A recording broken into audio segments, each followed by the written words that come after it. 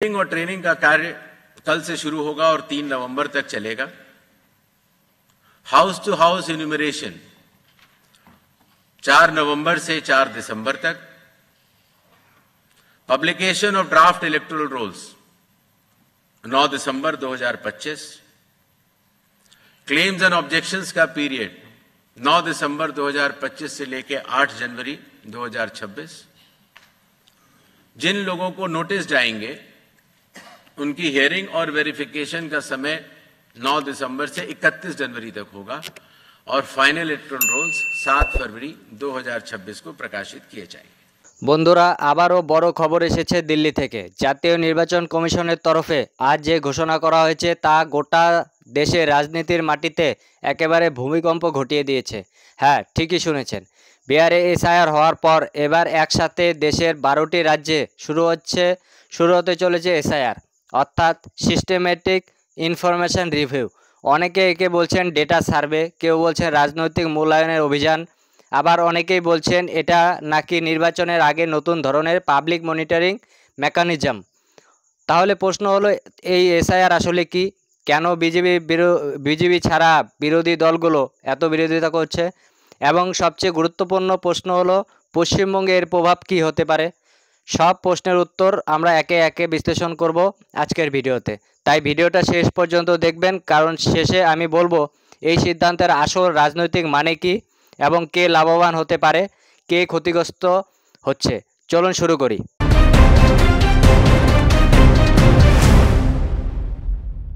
প্রথমে একটা বিষয় পরিষ্কার করে নেওয়া যাক, এই এসআইআর সিস্টেমেটিক ইনফরমেশন রিভিউ কোনো নির্বাচনে ভোট গণনা নয়, কোনো এক্সিট পোলও নয়। এটা মূলত এক ধরনের ডেটা বেস গ্রাউন্ড সার্ভে যা নির্বাচন কমিশন নিজের পরিচালনা করে। এর মাধ্যমে তারা যাচাই করে বিভিন্ন রাজ্যের ভোটার তালিকা কতটা সঠিক, নতুন ভোটার নিবন্ধন ঠিকঠাক হচ্ছে কিনা এবং কোথাও রাজনৈতিক বা প্রশাসনিক হস্তক্ষেপ হচ্ছে কিনা। অর্থাৎ বলা যায় ভোটের প্রস্তুতি অডিট। কিন্তু বিতর্ক শুরু হয় এখানেই। বিহারে প্রথম যখন এই এসআইআর করা হয় তখন বিরোধী দলগুলো অভিযোগ তোলে এই সার্ভে নাকি বিজেপি সরকারের ইঙ্গিতেই হচ্ছে, যাতে বিরোধী শিবিরকে নজরদারিতে রাখা যায়। বিরোধীদের অভিযোগ, নির্বাচনের আগে এমন সার্ভে করে সরকার জনগণের মতামত যাচাই করছে, যাতে পরে প্রচারণা সেই অনুযায়ী সাজানো যায়। কিন্তু নির্বাচন কমিশনের বক্তব্য একেবারে স্পষ্ট, এটা শুধু নিরপেক্ষ এবং প্রশাসনিক কার্যক্রম। আজ সকাল থেকেই দিল্লি বিজ্ঞান ভবনে ছিল সাংবাদিকদের ভিড়। সবার অপেক্ষা করছিলেন আজ জাতীয় নির্বাচন কমিশনের সাংবাদিক বৈঠকে কী ঘোষণা আসতে চলেছে।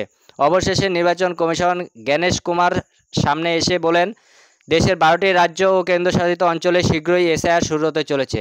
পশ্চিমবঙ্গ, তামিলনাড়ু, উত্তরপ্রদেশ, রাজস্থান, ছত্তিশগড়, গোয়া, গুজরাট, কেরল, লাক্ষাদ্বীপ, মধ্যপ্রদেশ, পুদুচেরি, আন্দামান ও নিকোবর্তী। এখন ভাবুন, এগুলো এমন রাজ্য যেখানে আগামী বছরেই বিধানসভা নির্বাচন নির্ধারিত। অর্থাৎ এই এসআইআর অনেকটাই প্রি ইলেকশন ওয়ার্ম আপের মতো।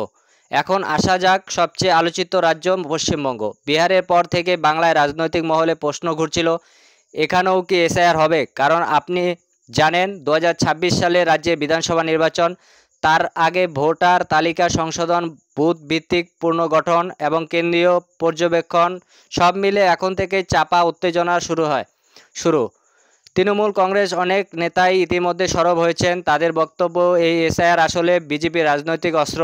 নির্বাচনের আগে গ্রাউন্ড ইনফরমেশন সংগ্রহের জুতোয় বিরোধীদের ওপর নজরদারি চালানো হচ্ছে। অন্যদিকে বিজেপি বলছে, যারা ভয় পাচ্ছেন তারা নিশ্চয়ই কিছু লুকোচ্ছেন। এসআইআর হলো ভোটদাতাদের সুরক্ষা ও তথ্যের স্বচ্ছতা নিশ্চিত করাই একটি ব্যবস্থা।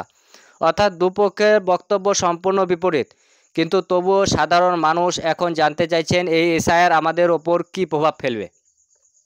বন্ধুরা, একবার একটু বিশ্লেষণ করা যাক। বিহার এসআইআর শুরু হয়েছে 2024 সালে মাঝামাঝি। এর ফলাফল কি হয়েছে? ভোটার তালিকা থেকে ভুয়ো নাম মুছে গেছে, নতুন ভোটার যুক্ত হয়েছে এবং প্রশাসনিক রিপোর্ট দেখা যায় 4% বুথে অনিয়ম ছিল। এই রিপোর্ট দেখে নির্বাচন কমিশন সন্তুষ্ট। তাই এবার একসাথে 12টি রাজ্যে চালু করা হয়েছে এই প্রক্রিয়া। রাজনৈতিকভাবে এটা গুরুত্বপূর্ণ, কারণ 2026 সালে 5টি বড় রাজ্যে নির্বাচন আছে: পশ্চিমবঙ্গ, তামিলনাড়ু, কেরল, আসাম, পুদুচেরি, শেষেরটি কেন্দ্রীয় শাসিত অঞ্চল। 2027 সালে আরও 3টি রাজ্যে বড় ভোট, গুজরাট, রাজস্থান, মধ্যপ্রদেশ। অর্থাৎ এই এসআইআর আসলে পরবর্তী 3 বছরের নির্বাচনী প্রস্তুতির ব্লুপ্রিন্ট। এটা অনেকেই এমন যেন কোনো ক্রিকেট দল ওয়ার্ল্ড কাপ আগে প্র্যাকটিস ম্যাচের খেলতে কন্ডিশন বুঝে নেয়, তেমনি নির্বাচন কমিশন আগাম ময়দানে পরিস্থিতি যাচাই করছে। কিন্তু রাজনৈতিক চোখে দেখা গেলে এটা শুধু প্রস্তুতি নয়, বরং একটি বার্তা হলো কমিশন এখন আরও শক্তিশালী এবং কোনো রাজ্যেই কারচুপি বা অনিয়ম বরদাস্ত করা হবে না। তৃণমূল কংগ্রেসের রাজ্য মুখপাত্র বলেছেন, কেন্দ্র সরকার এবং নির্বাচন কমিশন একসঙ্গে কাজ করে বিরোধীদের দুর্বল করতে পশ্চিমবঙ্গের জনগণ নিজের মতামত প্রকাশ করলে তা হস্তক্ষেপ করা হচ্ছে। বিজেপি তাদের বক্তব্য একদম উল্টো। যদি কেউ পরিষ্কার থাকে তাহলে ভয় কিসের? এই প্রক্রিয়া ভোটারদের নিরাপত্তা নিশ্চিত করবে। এবং কংগ্রেস ও বাম দলগুলো তারা বলছে নির্বাচন কমিশনকে নিরপেক্ষ ভূমিকা বজায় রাখতে হবে। সার্ভে ঠিক আছে, কিন্তু তথ্য যেন রাজনৈতিকভাবে ব্যবহার না করা হয়। অর্থাৎ সবার মুখেই একই শব্দ নিরপেক্ষতা, কিন্তু বাস্তবে সেটা কতটা রক্ষা করা যায় সেটাই এখন বড় প্রশ্ন। তামিলনাড়ু, কেরল ও গুজরাটেও একই রকম আলোচনা শুরু হয়েছে। দক্ষিণ ভারতের অনেকেই মনে করেছেন এই সার্ভে কেন্দ্রীয় প্রশাসনের নজরদারি বাড়বে, যারা রাজ্য সরকারের স্থায়ী শাসনে পরিপন্থী। অন্যদিকে উত্তরপ্রদেশ বিজেপি সমর্থকরা এটা পজিটিভ স্টেপ বলছেন, কারণ এতে নাকি ভুয়ো ভোটার চিহ্নিত করা যাবে। অর্থাৎ এক রাজ্যে এটি স্বচ্ছতার উদ্যোগ আর অন্য রাজ্যে রাজনৈতিক নজরদারি। এটাই ভারতের রাজনীতির বাস্তব চিত্র। এবার বিশেষজ্ঞদের মতে নির্বাচনের পর্যবেক্ষক অশোক লাল দত্ত বলেছেন, এসআইআর কোনো রাজনৈতিক প্রোগ্রাম নয়, এটা একেবারে কমিশনের প্রশাসনিক সার্ভে। কিন্তু যেহেতু রাজনৈতিক স্বার্থে সম্পর্কিত, তাই বিতর্ক হবেই। এসআইআর শুধু ভোটার তালিকা যাচাই নয়, এটা ভবিষ্যতে ভোটিং প্ল্যান বোঝার কৌশল। কোনো এলাকায় ভোটার টার্ন আউট কমছে, কোথায় বাড়ছে, তার তথ্য নির্বাচন কমিশনের কাছে যাবে। ভবিষ্যতে এই তথ্য রাজনৈতিক দলগুলো কাজে লাগাতে পারে। অর্থাৎ সরাসরি না হলেও এসআইআর একটি রাজনৈতিক ইন্টেলিজেন্ট টুল হয়ে উঠেছে। বন্ধুরা, এখন প্রশ্ন আসছে আমাদের সাধারণ ভোটারদের জন্য, এই এসআইআর মানে কি? খুব সহজ ভাষায় বললে, আপনি ভোটার কার্ড যদি ঠিক থাকে, আপনার নাম সঠিকভাবে ভোটার তালিকায় থাকে এবং আপনি নিজের এলাকায় অনুযায়ী ভোট দিতে পারেন, তাহলে আপনার কোনো সমস্যা নেই। বরং এই প্রক্রিয়া অনেকের সুবিধা পাবেন। যাদের নাম ভুল হয়েছে, যারা অন্য বুথে চলে গেছেন বা নতুন ভোটার, তাদের সব তথ্য এখন স্বয়ংক্রিয়ভাবে যাচাই হবে। অর্থাৎ জনগণের দিক থেকে দেখলে এটা একেবারেই সুবিধাজনক পদক্ষেপ। কিন্তু আবারও বলি, বাস্তবায়ন কতটা স্বচ্ছভাবে হবে সেটা মূল চ্যালেঞ্জ। বন্ধুরা, ভারতের নির্বাচন ব্যবস্থা এখন প্রযুক্তি নির্ভর হয়ে যাচ্ছে। ভোটার লিস্ট থেকে বুথ ম্যানেজমেন্ট সব কিছুই ডিজিটাল, আর সেই পরিবর্তনের অংশ হলো এই এসআইআর। তবে মনে রাখবেন, যে কোনো নতুন প্রক্রিয়া শুরু হলে সেটার মধ্যে রাজনৈতিক ঘূর্ণিঝড় উঠবেই, এবং ভারতের মতো বৈচিত্র্যময় দেশে সেটা অনিবার্য। তবুও আজকের সিদ্ধান্তের মধ্যে দিয়ে নির্বাচন কমিশন একটাই বার্তা দিচ্ছে, নির্বাচন হবে আরও শক্তিশালী, আরও স্বচ্ছ এবং আরও তথ্য নির্ভর। তাই আমাদের কাজ হলো নিজের তথ্য ঠিক রাখা, ভোট দেওয়ার অধিকার বজায় রাখা, আর রাজনৈতিক প্রচারণার ভিড়ে নিজের মতামত স্পষ্টভাবে প্রকাশ করা। তাহলে বন্ধুরা, আজকের ভিডিও এখানেই শেষ করছি। আপনারা কি মতামত?